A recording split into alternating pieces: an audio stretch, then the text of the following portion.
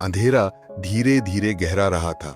नमन अपनी दादी के साथ गांव के पुराने घर में अकेला था। आज चंद्र ग्रहण था।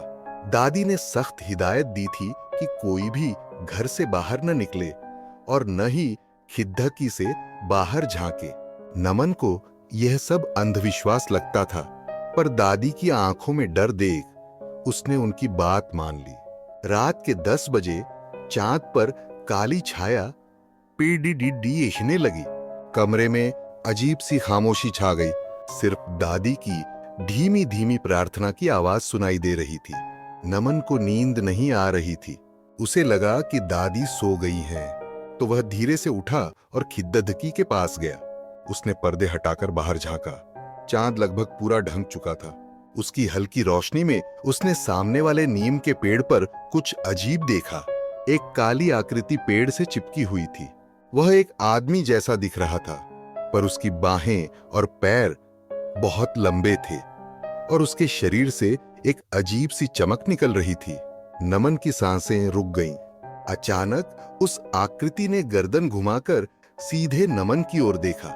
उसकी आंखों में कोई पुतली नहीं थी, सिर्फ एक गहरी अंधेरी खाई थी। उस आकृति ने अपना एक लंबा हाथ उठाया और खिद्दकी के शीशे पर उंगली रखी।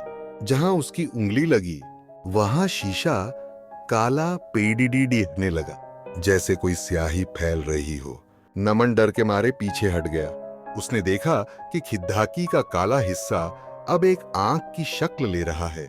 दादी की आवाज आई, नमन क्या कर रहे हो? नमन ने पलटकर देखा तो दादी पलंग पर बैठी उसे घूर रही थी, पर उनकी आंखें भी उसी अंधेरी खाई जैसी थीं।